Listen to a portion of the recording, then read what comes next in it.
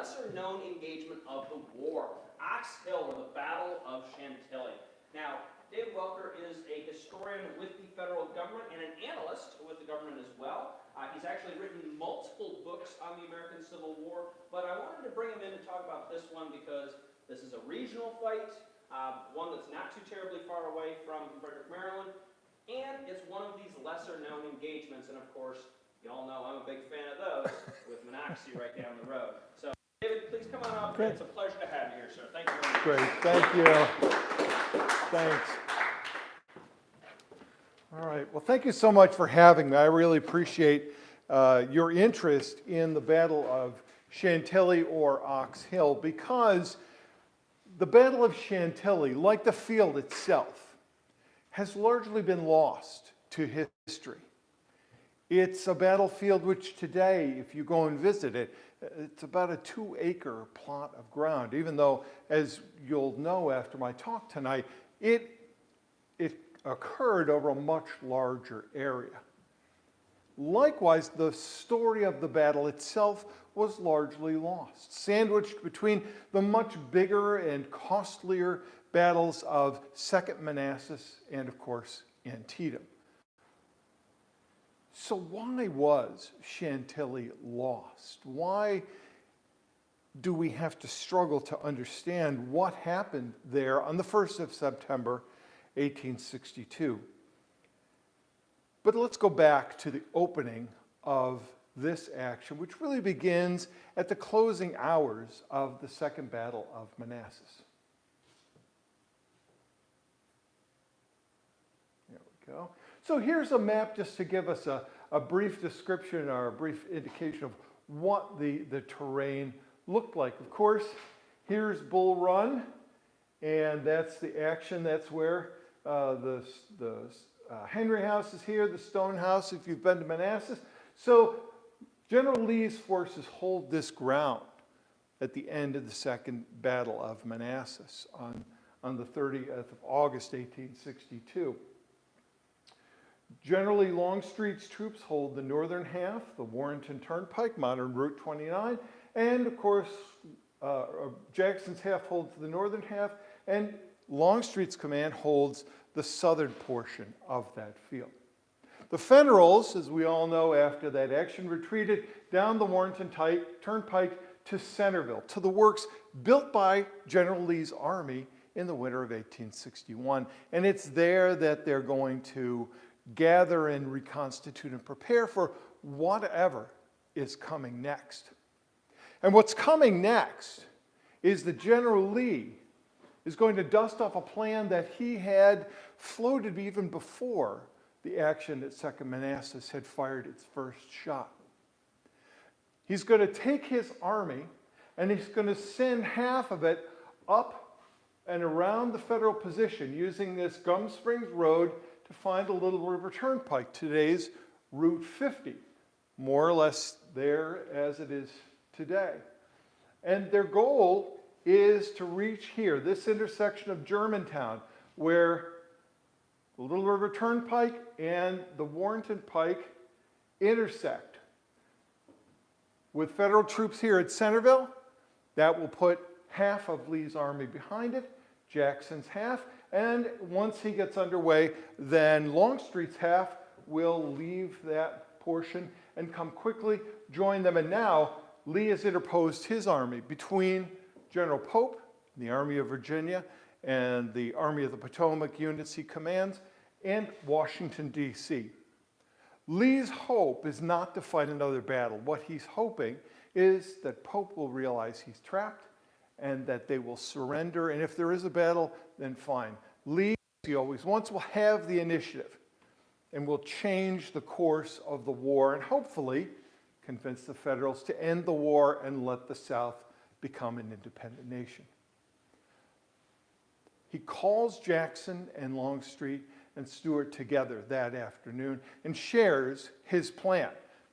And Jackson reportedly says of that action simply, "Good, good." And he stalks off to find his command and prepare them for the movement. Yes, these men have been through 2.5 days of fighting. They have marched numerous miles to get to that 2.5 days of fighting. They're exhausted, they're tired, they're worn. But Jackson, the ever-aggressive Stonewall Jackson, is going to take the initiative. And he likes this plan. Longstreet is going to do his best. He's concerned, as always, with the condition of his troops, but he goes back and prepares to launch feints at the Centerville works to make it appear to General Pope that that's where he is going to attack, not to move around his flank. So Jackson, Longstreet get their commands ready to move. Stuart is sent off on a reconnaissance to find out what's at Germantown. What do the Federals have sitting in his way? And so Stuart will move ahead of Jackson as he begins to plan. But during that afternoon, something happens that's going to change the course of this battle. General Lee is riding the ground. He's talking to troops. He's getting a sense for what the ground looks like and the condition of his army. And at that moment, a Confederate patrol marches a group of prisoners over a mound or an earthwork and startles everyone nearby. And someone shouts, "Yankee cavalry!" And soon there's pandemonium. And in that confusion, Traveler, Lee's horse, rears up and throws the general to the ground. Lee lands hard on his wrists, and his aides pick him up, and he assures them he's fine, and he goes about his business. But as the day wears on, it's clear that Lee is not fine. His wrists, his doctors will later conclude, are badly bruised, so badly that Lee will be unable to ride a horse. That injury will continue through the campaign into Maryland, when he'll only then, the morning of the battle, be mounted on a horse by an aide and now can begin to ride. What this means for his action that's going to lead to Chantilly is that the architect of it, General Lee, the man who commands this army, whose ability to think outside the box, to find tactical options that wouldn't appear to anyone else, is taken out of the picture. He will move with the army, but he is injured. And so now the plan that he has set in motion will depend largely on that motion and that continued progress to move it forward, and depend on the success of Jackson and Longstreet, his two corps commanders or wings at this point that commanded the two halves of the army. So Jackson begins moving north. And next slide, please. So Jackson begins moving north along the Gum Springs Road. And when he reaches the Little River Turnpike, he turns east and heads toward Germantown. Moving ahead of him is Stuart's cavalry, performing the role that Lee had set in motion earlier that day. And Stuart rides up to the edge of Ox Hill, and although you can't see it, this isn't a topographic map, but if you stood at this area where Difficult Run is, here's Ox Hill, the Confederate battle portion of the battle, or the Confederate name for it derives from Ox Hill. This ground slopes down generally toward Germantown, which is considerably lower, and the biggest ridge is here where Difficult Run crosses the Little River Turnpike. Stuart arrives there, and he looks into the intersection, and he realizes it's a tremendous gift. Almost nothing is in the intersection. Pope has left it almost unprotected. But what he sees is the wagon train, the Federal wagon train, moving east through that intersection. Heros von Borka, Stuart's Prussian-born staff officer, wrote of it, "The shades of night were just closing in on us when the heavy rumbling of the convoy, which was several miles in length, became distinctly audible. As the escort protecting the train consisted of several brigades of infantry, General Stuart did not regard it as prudent to hazard a direct attack, and concluded to pay them only a distant salutation." It's now at this moment that Stuart is going to fail the Confederacy twice, in a foreshadowing of what's going to happen at Gettysburg over a year in the future. Seeing that that intersection is lightly guarded, in fact, von Borcke is far too generous. There is no several brigades. There's not even an entire brigade. There's a regiment of infantry, 2 artillery pieces, and a company of cavalry. That's all that's guarding it at this point. So Stuart calls forward 2 guns from the Washington artillery from Ox Hill in the rear, has them come forward to Difficult Run, and they fire some rounds down into the intersection. The Teamsters are terrified. They begin careening from the road to get their wagons out of the way, out of the shelling, anything to get away from the death that's raining in from afar. And Stuart and his cavalry have a great laugh. It's a funny scene to them. They enjoy the moment of levity, and then they ride off. But having failed the Confederacy once, now they're going to fail it again. Because instead of reporting to General Jackson that his objective, what he wants to take, the ground that he needs to take to interpose between the Union Army and Washington, its capital, is empty, instead of riding to tell Jackson that, he rides to the home of a local friend. There, the men dismount and they serenade the home, knowing that there are ladies within.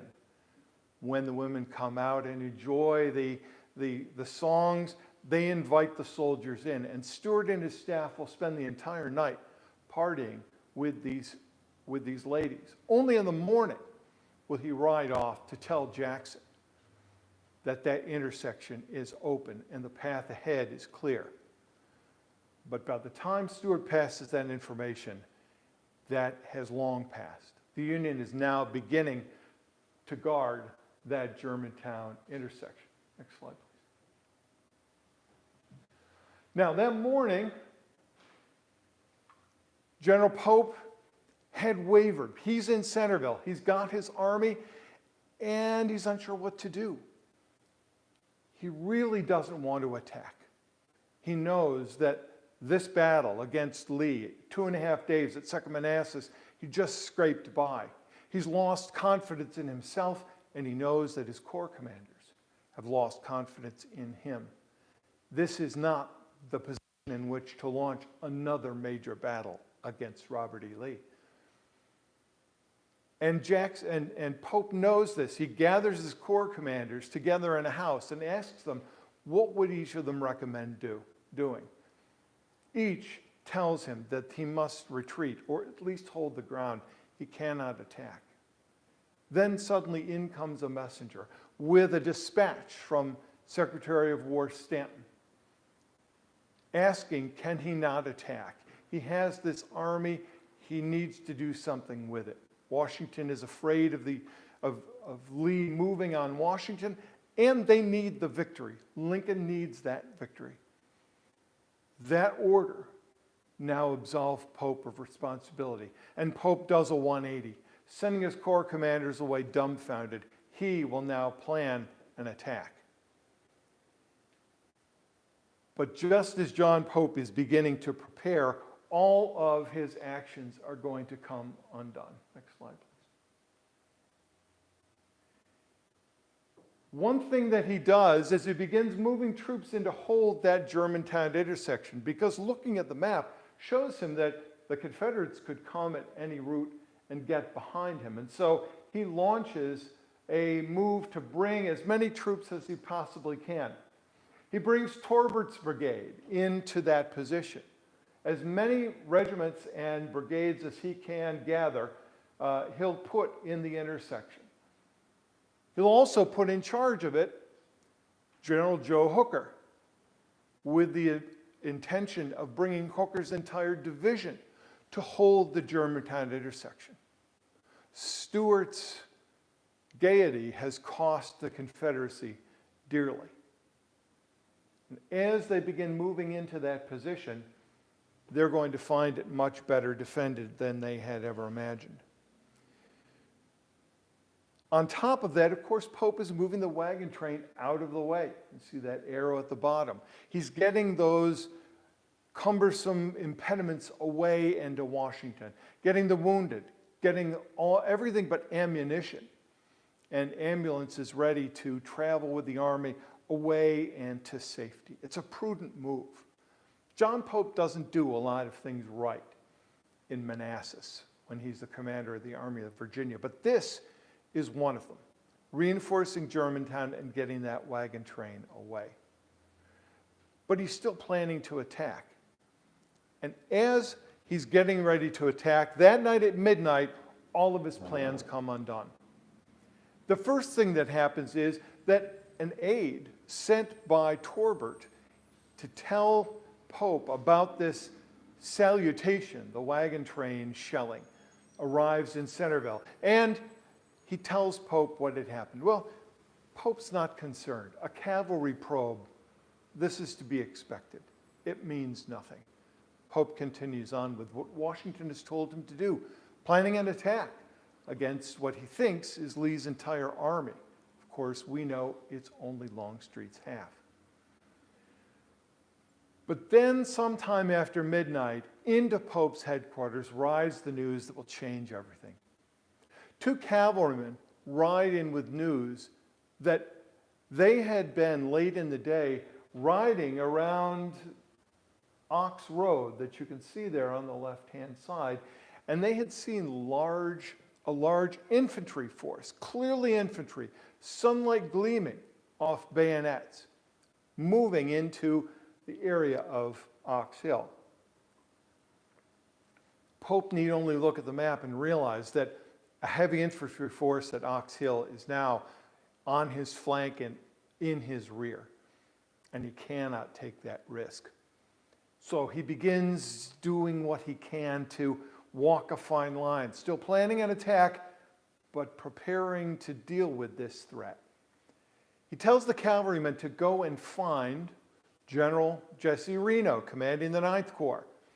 Of course, the Ninth Corps is a just formed unit commanded by Ambrose Burnside, but he and a third of what would become the Ninth Corps is not there.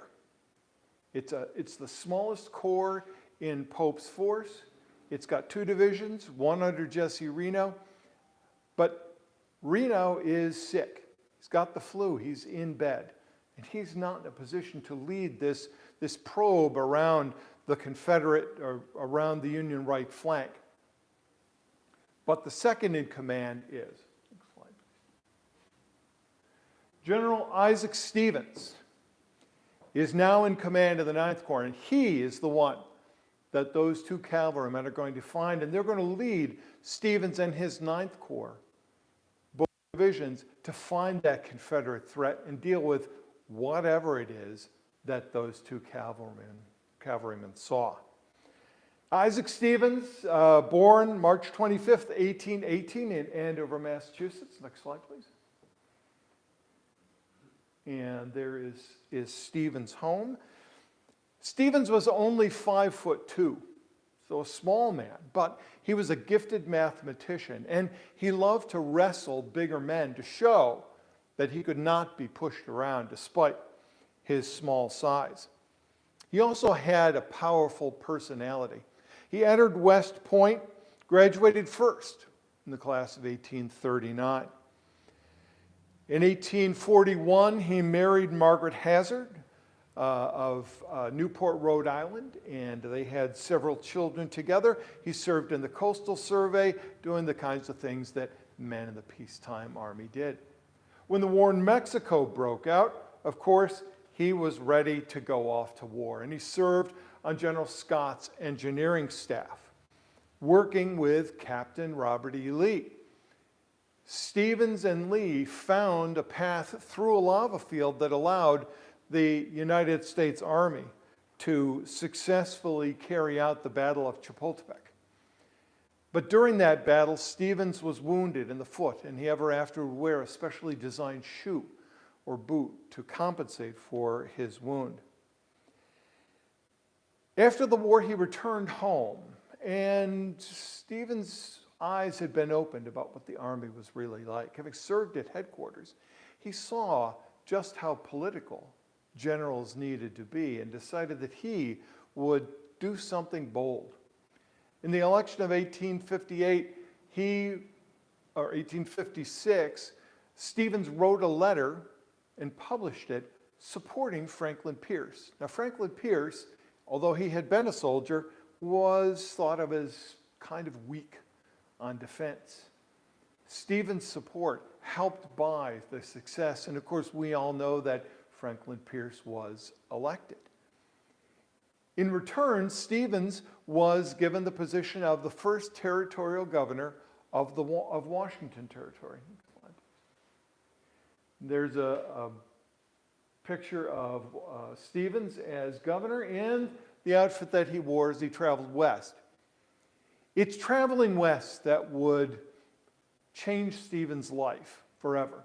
For going west, Stevens had been given authority to scout the route for a northern transcontinental railroad. Everyone was trying to find the route to California, to the Pacific Ocean, and Stevens was going to find that route. But going with Stevens and leading the military portion of that scouting expedition was Captain George McClellan. The two began butting heads almost at once. Governor Stevens assumed he was in command. McClellan assumed he was in command. When they got to Washington Territory, things boiled over. Stevens had given McClellan orders to find a pass through the mountains and report that back for him to send to Washington. McClellan came back with a route through the mountains. But Governor Stevens discovered that McClellan hadn't personally led an expedition to scout that. All he did was to go to local Indians and find out what they would tell him was the right path through the mountain. He had no idea if that was true. But McClellan had already sent his report back to Washington, beating Stevens to the punch. Stevens now sent a letter advising the War Department that McClellan had lied and what he had told them was undependable, unreliable. McClellan, of course, returns to Washington. Governor Stevens will go on to serve as the first governor of what is today Washington State. He would also become its first congressional delegate. With the outbreak of Civil War, of course, Isaac Stevens wants to return home, and he comes back to, he's already in Washington as a congressman. And he offers his services to the Union. But by now, in the wake of Bull Run, Isaac Stevens runs right into George McClellan. McClellan wants nothing to do with Stevens. Not only have they had a bitter feud, but Stevens had been the campaign manager for the Lane Breckinridge ticket that had opposed Abraham Lincoln as a third alternative in the election of 1860. So Isaac Stevens is really out of luck, and he's very depressed, frustrated. He wanders around Washington despondent because here is this moment for him to achieve in, and he is being frustrated at every turn. But in the wake of the Union loss at First Manassas, Stevens gets a call. They do have a command for him after all, but there's a catch. It's the 79th New York, a regiment that had been commanded by Secretary of War Simon Cameron's brother, who was killed at the First Battle of Manassas. That's all fine. But before he was killed, Colonel Cameron had told the men that when this battle's over, you can all go home. And of course, General McClellan had no intention of allowing the 79th New York to return home.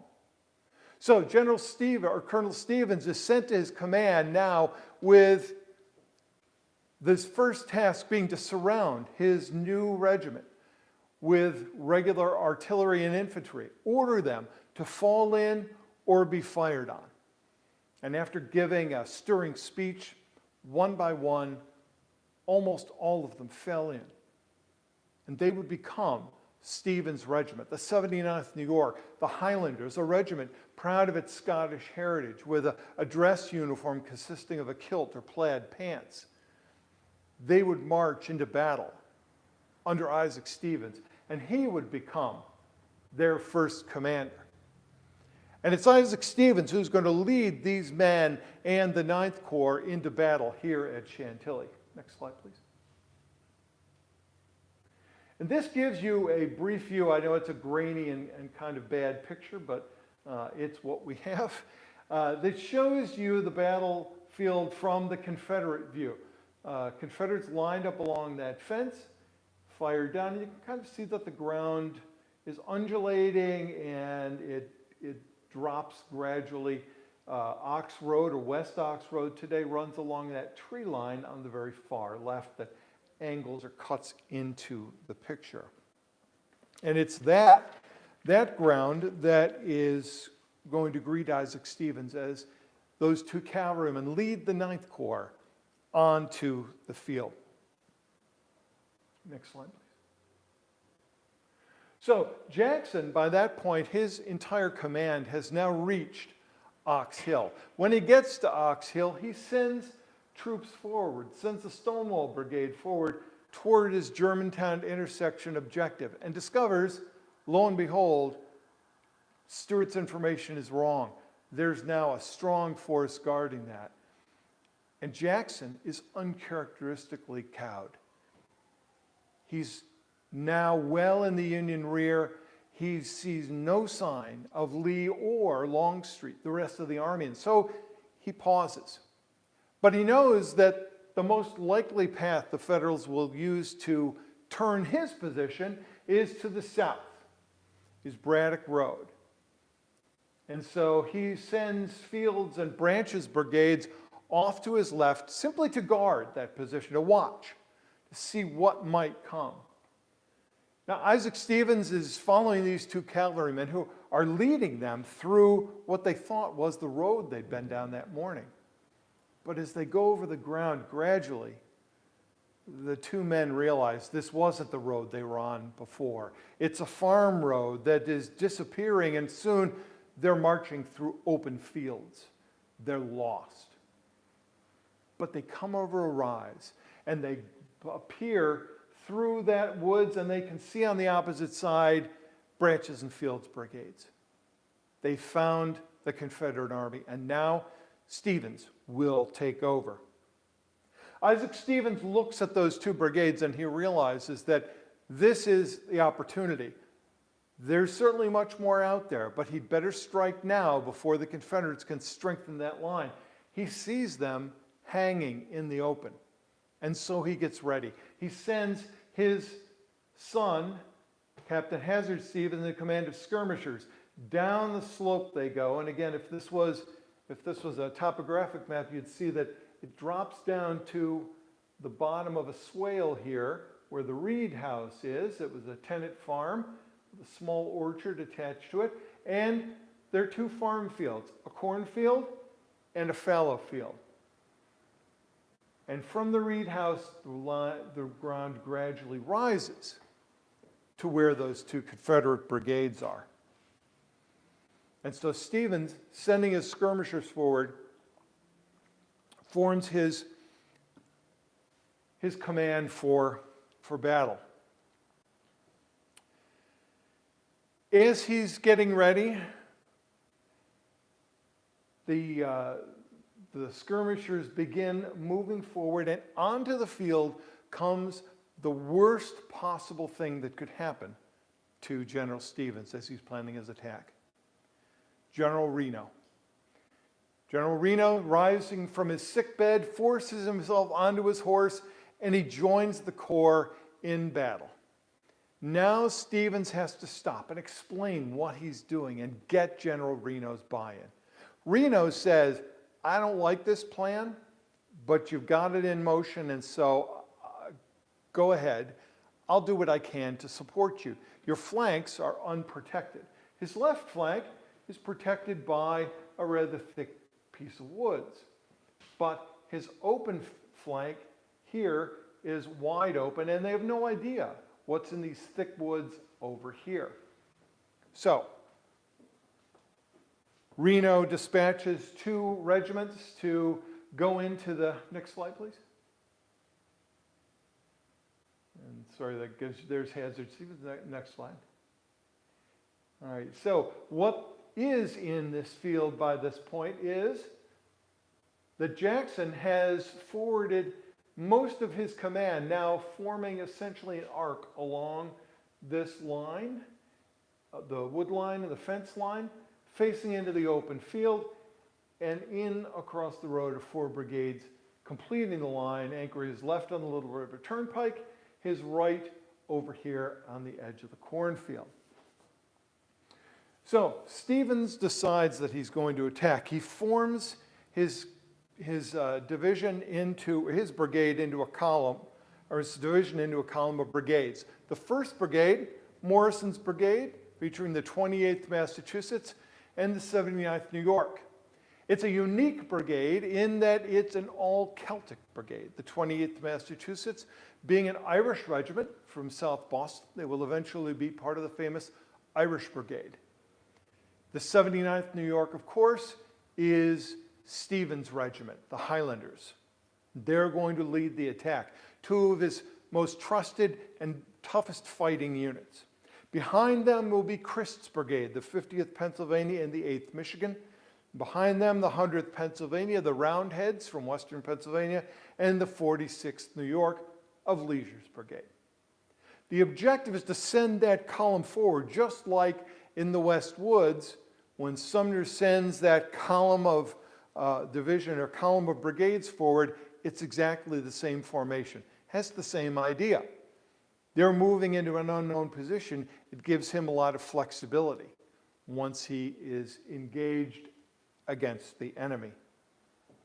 So they begin moving forward. An officer in the 79th New York wrote of it that moment, "The column was crossing a tract of high open country which sloped down gently in front to a marshy hollow covered with scrubs and partially timbered. Beyond it, open fields appeared again, and beyond them, dense woods."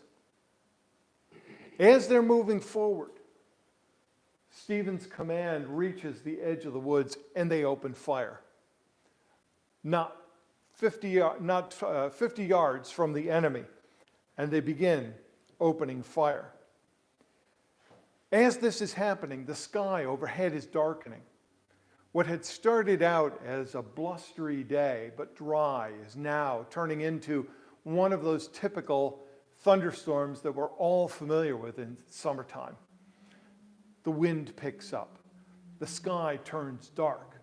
Lightning begins to flash in the distance. And rain begins to fall. At that same instant, next slide please. Over here, on the far right of the Union line, Reno's handiwork begins to have effect. Those 2 regiments sent forward by Reno, the 21st New York, or 21st Massachusetts and the 51st New York. The 51st goes off first, disappears into the thick woods, and the 21st follows them in. But barely are they in the woods when the thunderstorm breaks and the rain begins pouring down, and the men are lost. They're looking for the 51st New York. They have no idea where they are. Colonel Wolcott, commanding the 21st Massachusetts, stumbles forward into the darkness. Then they see a line in front of them, a line of men through the rain and in the dark. And they're not sure what to make of that advance in front of them. They move forward to engage, thinking perhaps it's the 51st New York. They get almost within musket swinging distance. And then, as Captain Walcott of the 21st Massachusetts wrote, "While the poor fellows were standing with their guns at the shoulder, one of the deadliest volleys ever fired rolled upon us from our right and front. In the sudden anguish and despair of the moment, the whole regiment seemed to be lying, bleeding on the ground." It was not the 51st New York. It was, in fact, Trimble's brigade that they had stumbled upon. And now the 21st Massachusetts was sent backward in disastrous retreat. Meanwhile, across the road, Stevens' attack is getting underway.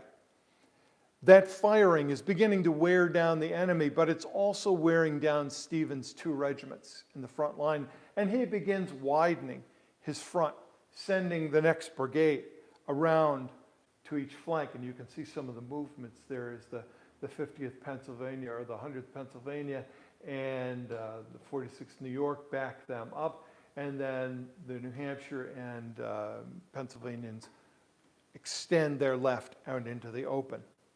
But Stevens knows that this can't happen, that can't continue as it is. The cost of the casualties they're taking will mean that they can't hold this ground for long.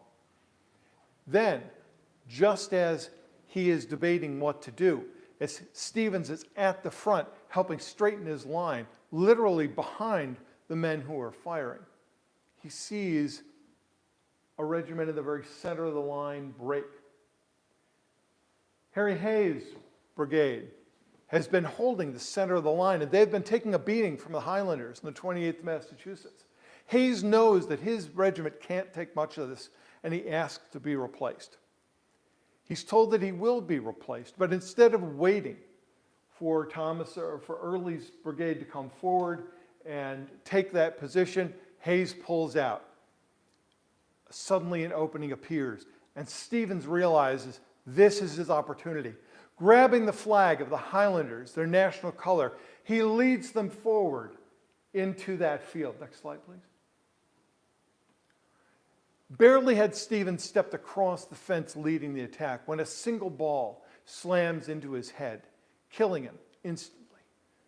Falling to the ground, he's wrapped in the colors that he's carrying, and it would bear his blood, as it does to this very day. Isaac Stevens, the general commanding this action, is killed. Now, at that moment, of course, the attack continues forward. Federals pressing the advantage. Private Dennis Ford of the 28th Massachusetts wrote of it, "When we got into the woods, we ran through, but we did not shoot. We bayoneted them. One man begged and got no mercy. A Yankee ran him through. Thank God it was not an Irishman that did it." Stevens' attack pushes forward, but soon Early's 3 other regiments that hadn't moved away without orders push into the gap and drive Stevens back in confusion, and they will fall back to the rear. It's about 5:30 in the afternoon. The thunderstorm is continuing to undulate, to pour and to back off, and to pour some more. But now, onto the field will ride perhaps the one man that could possibly save the Union at this moment of potential disaster. That man is Major General Philip Kearny. Now, Phil Kearny is one of those 19th century guys that if I couldn't show you a picture, if I just told you the story of his life, you might believe he's a fictional character. Born 1st of June 1815 in New York City, he is born to a family of wealth and prominence. His father and grandfather were founding members of the New York Stock Exchange. So they were fabulously wealthy. But when Phil grew to the age where he needed to choose a profession, he found himself in a bind. Phil wanted to be a soldier, like his uncle Stephen Watts Kearny, the famous Western explorer. Most of the places out west named Kearny, like Kearny, Nebraska, are named for Stephen Watts Kearny, not Phil Kearny. And as a boy, he loved hearing his uncle's stories of adventure and of warfare. That's what Phil wanted to be. His grandfather, the head of the family, wanted him to be a minister, perhaps the poorest career choice possible for Phil Kearny. His father settled on a compromise. Phil would study the law, and he graduated from Columbia University in 1833. But he hated law practice. Fortunately for him, his grandfather died, leaving him a fabulous fortune and allowing him now to pursue the career that he so wanted. And Phil enters the Army, the 1st U.S. Dragoons, his uncle's own unit. And he'll go out and serve in Fort Leavenworth on the frontier. While there, he will marry the post commander's daughter, Diana Bullitt, a dark-haired beauty. And Phil and Diana will have several children together. At the outbreak of the Mexican War, Phil is champing at the bit to get into action, and he goes off to war. There, in 1846, he is wounded at the Battle of Churubusco and will lose his left arm, and you'll see it better in a picture there. His left sleeve is pinned up. You'll see it better in a picture in a minute. And he's carried to the rear for medical treatment by Lieutenant Dick Ewell. Of course, will become a Confederate general. After that wounding, of course, losing his arm, Phil goes home to recuperate. And there, he and Diana begin arguing almost at once. Phil loves the Army. This war was what he joined the Army to do. Diana, knowing that he has this fortune and being a military child herself, wants nothing else to do with the Army. She's had it. And she gives him an ultimatum. Either leave the Army or I'm leaving and taking the kids. Phil thinks about it for a few days, and he chooses the Army. And Diana leaves and goes home to St. Louis to live with her family, with the children. Phil returns to Army life, but with the Mexican War over, that wasn't the Army he had seen in Mexico. Now it's back to escorting wagon trains and filling out forms and building bridges. Phil had given up his family for a career that is far duller than he imagined, and he resigns his Army commission.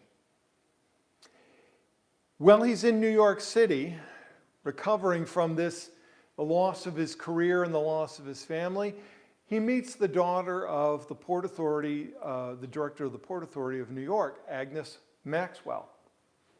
Next slide, please. And he falls in love with her almost at once. But there's a problem with their relationship. Phil is 38, Agnes is only 20. And of course, Phil is still married at this point. So, Phil decides that this isn't going to work, and he goes back to his estate in New York and is riding the grounds to forget about Agnes. He falls through a rotten bridge on his horse, and hovering near death, the family sends for Agnes, deciding that she should know because Phil is likely to die. Coming to his bedside, she nurses him back to health, and Phil resolves then and there that they will kever again be separated. And so, Agnes moves in with Phil. It's a bold move. Kearny's estate in Belgrove, New Jersey, and they live together as man and wife. And in the 1850s, that's pretty bold.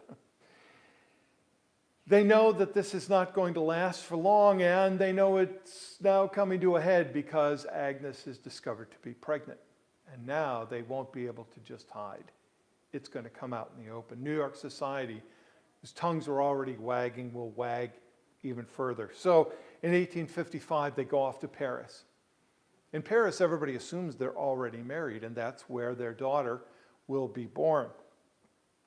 But when the Civil War breaks out, Phil, who by this point has served with the French Army, offered the Legion of Merit and received it, decides that he wants to return home to offer his services to the Union. And he and Agnes board a steamer for New York. Arriving in New York, Phil offers his services to the Union cause. But New York doesn't want men like Phil Kearny. They want officers and gentlemen. New Jersey, on the other hand, is pretty much desperate to get anybody, and he offers his services to New Jersey, and they give him command of the 1st New Jersey Brigade, one of the roughest brigades, shocker, in the entire Union Army. But Phil will whip them into shape and make them a fighting brigade. He will lead them through actions on the Peninsula Campaign under McClellan. He will rise to be a major general and command this division in the 3rd Corps and the Army of the Potomac. At Second Manassas, Phil Kearny leads an attack against Jackson's position in the sunken road, or in the unfinished railroad cut, and he actually will breach the line, one of the few attacks on the 29th that breaks that line. And he's supported by Isaac Stevens in the 9th Corps. And now it's Kearny's turn to return that favor to Isaac Stevens. Next slide, please.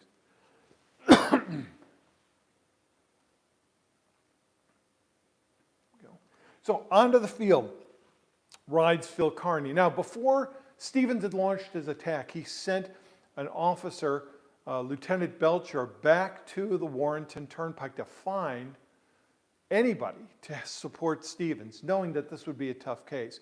Belcher rides from unit to unit until he suddenly finds Phil Kearny.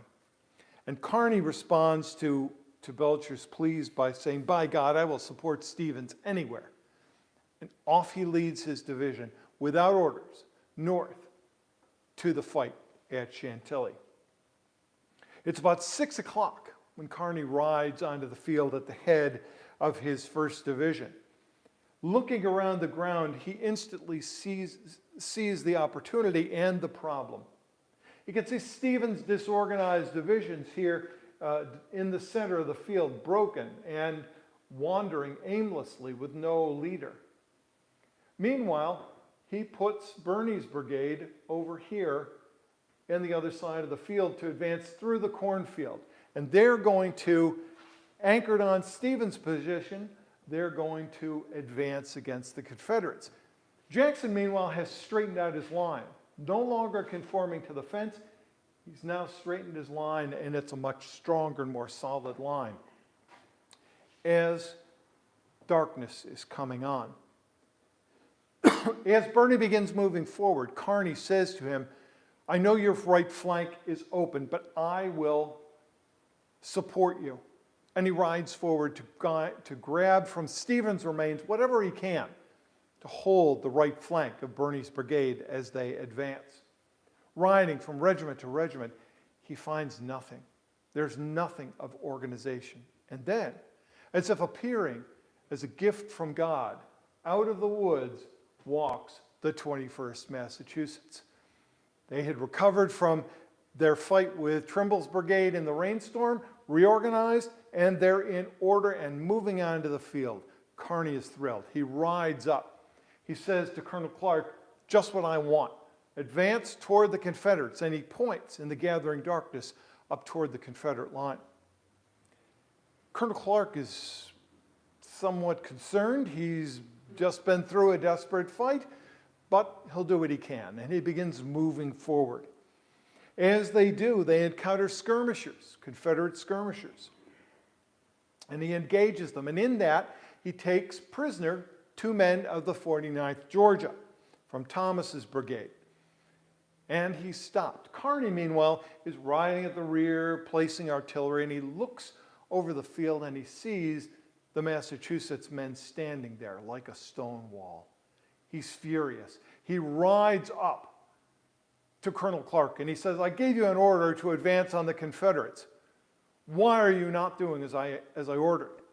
Colonel Clark pushes forward the prisoners and says, "Well, General, there are Confederates right there.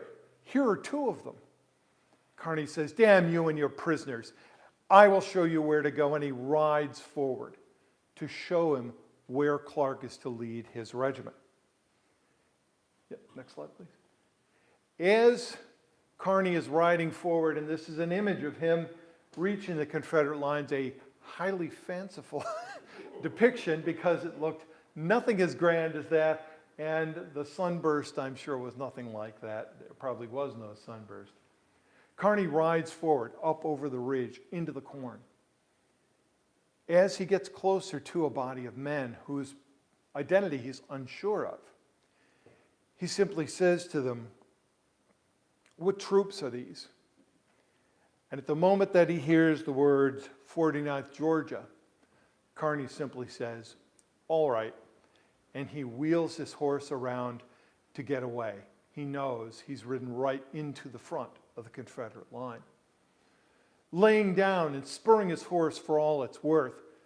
He grabs the horse's neck, riding what they called Indian style, to lower his profile. At that moment, in Thomas's ranks, the words ring out, "That's a Yankee officer, shoot him! Fire on him!" And a scattered volley rings out, and a single ball tears through Phil Kearny's body, killing him instantly. Next slide, please. And this is the ball that took Phil Kearny's life. Throwing him to the ground, it twists his horse around and sends his horse bolting in panic through the Confederate line to the rear. But now, the 21st Massachusetts has advanced behind General Kearny, who's now laying dead on the ground. They'd advanced on Thomas's brigade and stood within distance, the men literally face to face. Lieutenant George Parker described the moment in which both sides ordered the other to surrender. And then he wrote, "Then followed the direst confusion I ever saw. As the rebels charged our line in overpowering mass, men snatched the guns from each other's hands. And for the first time, and so far as I know the last time in our experience, wounds in fight were given with the bayonet." Next slide. So, Kearny is dead. The action will fade as the sun goes down, darkness settles in, aided by the heavy rain and the mist. And the fighting will simply stop. Jackson's command in a solid position will not advance. Longstreet arrives late in the day. General Lee, of course, in an ambulance well to the rear. Jackson and Longstreet will have a brief conversation in which Longstreet said, "Your men don't seem to perform well today, General." To which Jackson simply responded, "No, but I hope it will prove a victory in the morning." Both sides will settle down to the positions they held when the sun had finally set. Birney realized that when General Kearny didn't show up, something desperately bad must have happened to him, and he assumes command of the division. In the middle of the night, Birney orders his men to build up fires, make them as big as they can, and then, one by one in small groups, fade away. Move back to the Warrenton Turnpike and head toward Washington, D.C. and safety. In the morning, General Longstreet and General Jackson will survey the ground and see nothing but dead and wounded in front of them. The Union Army had slipped away. The plan that Lee had had to interpose between Pope's army and Washington had failed. It had failed because of the bold action of these two men, of the sacrifice of their lives, Isaac Stevens and Phil Kearny, to ensure that the Union Army threw Jackson off balance and bought them time to not only get their forces away, but to get the entire Union Army back between Lee and Washington, D.C. This battle that has been lost to history is remembered in the statues that commemorate Phil Kearny. One in his hometown or his adopted town of Newark, New Jersey. One in the U.S. Capitol. It still stands despite efforts to have it removed last summer. And the statue that towers over Phil Kearny's remains in Arlington National Cemetery. Next slide, please. Isaac Stevens, on the other hand, really faded into history. This monument in Seattle is the only monument other than Stevens' grave in Rhode Island to General Stevens. And sadly, in the riots of 2020, this plaque was vandalized and stolen. So we're hoping that it will eventually be returned. Next slide. And of course, Ox Hill itself. Today, you can visit the Battle of Ox Hill Field, a small park. There are some signs. They have some descriptive signs, and there's a nice walk. There is a stump that was put up by a Veterans Association to mark the spot where Kearny fell. It's not where Kearny fell.